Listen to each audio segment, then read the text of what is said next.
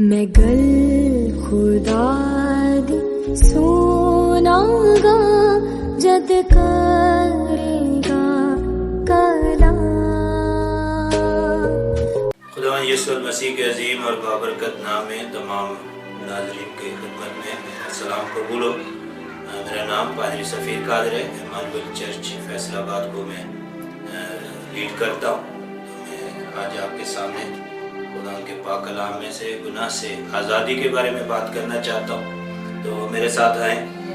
کلام مقدس میں سے رومیو کا خط اور اس کا 5واں باب اور اس کی 12ویں آیت ہم پڑھیں گے۔ بس جس طرح ایک آدمی کے سبب سے گناہ دنیا میں آیا اور گناہ کے سبب سے موت آئی، اور یوں موت سب آدمیوں میں پھیل گئی، اس لیے کہ سب نے گناہ کیا۔ خدا کے پاک کلام پڑھے، سنے جانے پر خدا کی برکت ہو۔ آج ہم کلام مقدس میں سے گناہ کے بارے میں بات کرنے کے بارے میں پہلے ہم یہ دیکھیں گے کہ گناہ ہے کیا۔ ہر وہ بات،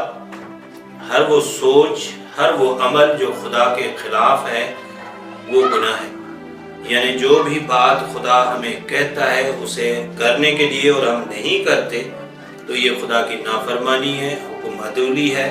اور یہی ایک گناہ ہے۔ آدم اور حوا نے بھی خدا کا حکم نہ مانا، اور وہ درخت جو خدا نے منع کیا تھا اس میں سے پھل لیا، تو اس کی وجہ سے ایک نافرمانی کرنے کی وجہ سے وہ خدا کے نظر میں گناہگار ہو گئے اور پھر خدا کی حضوری سے خارج کر دیے گئے۔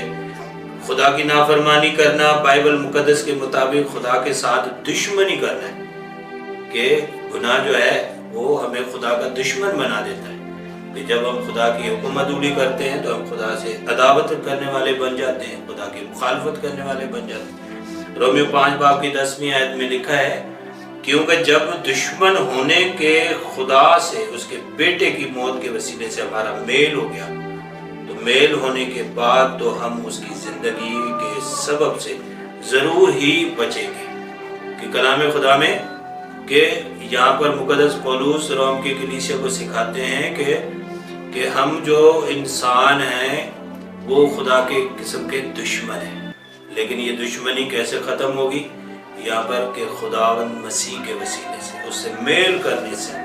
اور پھر یوحنا کی انجیل 3 باب اور 20ویں آیت میں بھی لکھا ہے، کیونکہ جو کوئی بدی کرتا ہے وہ نور سے دشمنی رکھتا ہے اور نور کے پاس نہیں آتا، ایسا نہ ہو کہ اس کے کاموں پر ملامت کی جائے۔ کہ جو بھی شخص برائی کے کام کرتا ہے، سب سے بڑی برائی کیا ہے؟ خدا پر ایمان نہ رکھنا، خدا کے بیٹے مسیح کے پر ایمان نہیں رکھنا، اور پھر ایسے لوگ جو خدا کے کلام کو نہیں پڑھتے، خدا کے کلام کے مطابق زندگی نہیں گزارتے، وہ خدا کے نظر میں خدا کے دشمن ہیں۔ تو ہمیں گناہ یا خدا سے سرکشی ایک سرگرم اصول یا ایک قوت کے طور پر نسل انسان میں داخل ہو گیا۔ آدم کے گناہ کرنے کی وجہ سے ایک قوت کے طور پر یہ سرکشی ہر نسل انسان کے اندر داخل ہو گئی۔ اور رومیو 5 باب کی 17ویں آیت میں لکھا ہے، کیونکہ جب ایک شخص کے گناہ کے سبب سے موت نے اس ایک کے ذریعے سے بادشاہی کی، تو جو لوگ فضل اور راست بازی کی بخشش افراد سے حاصل کرتے ہیں وہ ایک شخص یعنی یسوع مسیح کے وسیلے سے ہمیشہ کی زندگی میں ضرور ہی بادشاہی کریں۔ کہ ایک شخص آدم کی وجہ سے تمام نسل انسان جو ہے وہ خدا کے نظر میں گناہگار ہو گئی۔ اور پہلا کرنتھیوں 15 باب میں بھی 21 سے 22ویں آیت میں لکھا ہے، کیونکہ جب آدمی کے سبب سے موت آئی تو آدمی ہی کے سبب سے مردوں کی قیامت بھی آئی، اور جیسے آدم میں سب مرتے ہیں ویسے ہی مسیح میں سب زندہ کیے جائیں گے۔ کہ نسل انسان جو آدم کی نسل ہے وہ خدا کے نظر میں اس وقت تک گناہگار ہے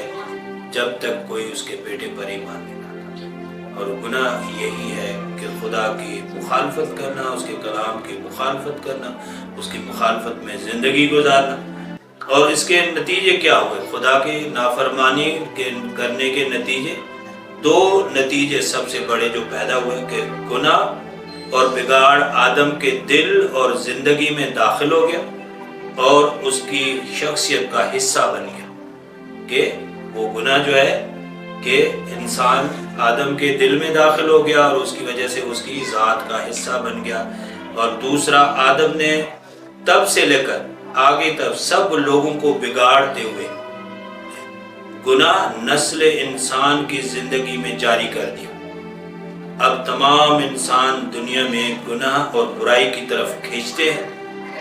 وہ پیدا ہوتے ہیں اور یہ انسان کی فطرت کا اب حصہ بن چکا ہے. گناہ اب انسان کی فطرت میں ایک اس کی ذات کا حصہ بن گیا، کیونکہ وہ آدم کی نسل سے پیدا ہوتے. جتنے بھی مرد اور عورت کے میلاب سے پیدا ہوتے وہ سب خدا کی نظر میں گناہگار ہیں. رومیو 1:21 آیت میں اس لیے کہ اگرچہ انہوں نے خدا کو جان تو لیا مگر اس کی خدائی کے لائق اس کی تمجید اور شکر گزاری نہ کی، بلکہ باطل خیالات میں پڑ گئے اور ان کے بے سمجھ دلوں پر اندھیرا چھا گیا. کہ لوگ جو دعویٰ بھی کرتے ہیں کہ ہم خدا کو جانتے ہیں، لیکن بائبل مقدس بتاتی ہے کہ خدا کے جاننے کا دعویٰ کرنا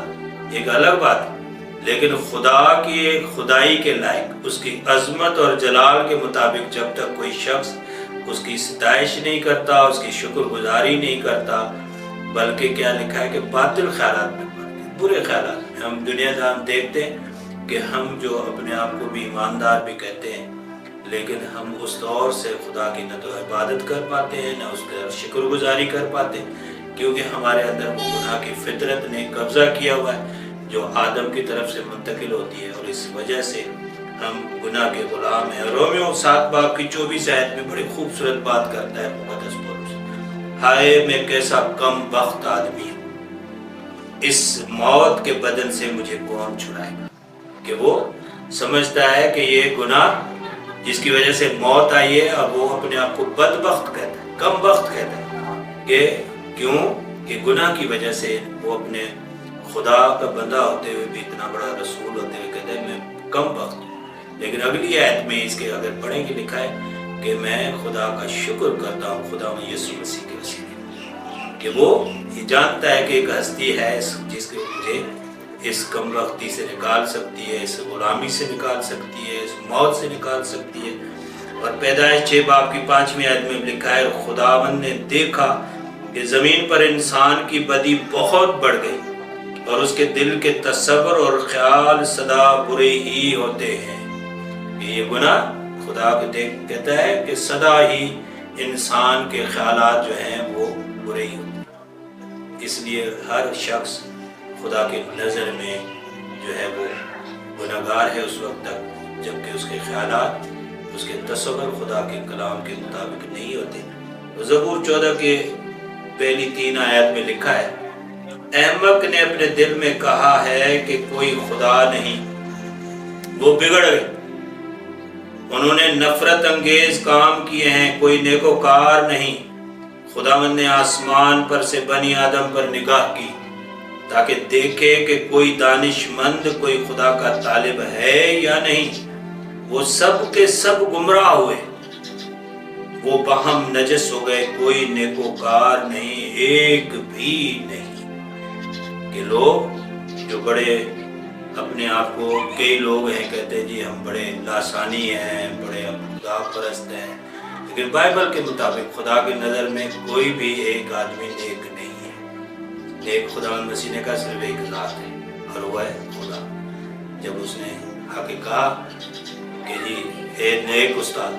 تو خداوند مسیح نے کہا کہ صرف ایک ہی ہے، انسان نیک نہیں ہے. مسیح خدا نے یہ نہیں کہا کہ میں نیک نہیں ہوں، اس نے انسان کی بات کی کہ کوئی بھی انسان نیک نہیں ہو سکتا، صرف خدا کی ذات نیک. تو خدا کی نظر میں کوئی بھی انسان نیک نہیں ہے. اس کی وجہ یہ ہے کہ سب نے گناہ کیا لکھا ہے اور خدا کے جلال سے محروم. مرکز کی انجیل 7واں باب اور 20 سے 23 آیت میں خداوند مسیح نے جو کچھ آدمی سے نکلتا ہے وہی اس کو ناپاک کرتا ہے. کلام میں لکھا ہے کہ بری باتیں، گندی سوچ جو انسان کو ناپاک کرتی ہے، جو ہمارے اندر بھرا ہے وہی بات، اگر ہمارے اندر خدا کا کلام بھرا ہوگا تو خدا کے کلام کی باتیں نکلیں گی اور ہم پھر خدا کے کلام کے مطابق زندگی گزارنے والے بن سکیں۔ زبور نویس بڑی خوبصورت بات کرتا ہے کہ میں نے تیرے کلام کو اپنے دل میں رکھ لیا تاکہ تیرے خلاف گناہ نہ کروں،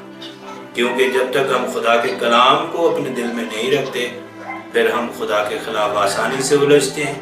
اور آسانی سے ہم گناہ کرتے ہیں۔ اور میں پھر ایک آیت آپ کے سامنے پڑھوں گا اور ہم اس کو دیکھیں گے کہ اس گناہ کے غلامی سے کیسے ہم رہائی مل سکتی ہے۔ افسیوں کا خط اور 2 باب اور 20 سے 22 آیت میں،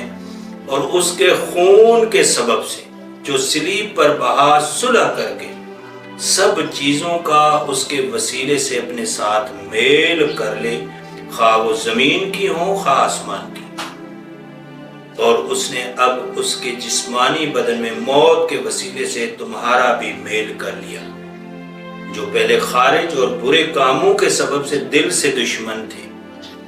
تاکہ وہ تم کو مقدس بے عیب بے الزام بنا کر اپنے سامنے حاضر کرے۔ کہ اگر اس گناہ کی غلامی سے صرف آزاد ہونے سے، گناہ کے سے بری ہونے سے، گناہ کی اس قید سے رہائی کا ایک ہی وسیلہ ہے، اور اس آیت کے افسیوں 2 باب 20 سے 22 آیت کے مطابق خداوند مسیح کی صلیبی موت۔ اس کے علاوہ نہ تو ہمارے نیک کام ہمیں رہائی دلا سکتے ہیں، نہ تو ہمیں کسی کے خیرات، صدقات، ہدیات، یہ صرف نیک کام۔ افسیوں کے خط میں لکھا ہے کہ نیک کام تو ہمارے خدا نے ذمہ داری، کیونکہ خدا نے خلق ہی اس لیے کیا، لیکن گناہ کی غلامی سے چھڑانے کے لیے مسیح خداوند نے اس نسل انسان کے لیے جو ہے اپنی پاک جان کو صلیب پر خون بہا دیا، اور اسی کے خون سے جو بھی اپنے آپ کو دھوتا ہے، اس کے خون کو، اسی صلیبی موت کو قبول کرتا ہے، وہ ہمیشہ کی زندگی پا جاتا ہے۔ اسے پھر کسی نہ تو اسے جہنم کی موت کا خوف ہوتا ہے، وہ صرف اور صرف وہ خدا کا بندہ ہوتا ہے، خدا کا فرزند بن جاتا ہے، بلکہ یہاں اس موت کا اتنی بڑی ہمیں اعزاز مل جاتا ہے کہ جب ہم اس نے بھی موت پر ایمان لاتے ہیں۔ تو اس لیے میرے یہ آج تمام ناظرین کے خدمت میں یہی ایک میسیج ہے بنیادی، کہ گناہ جو ہے وہ خدا سے ہمیں دور کر دیتا ہے،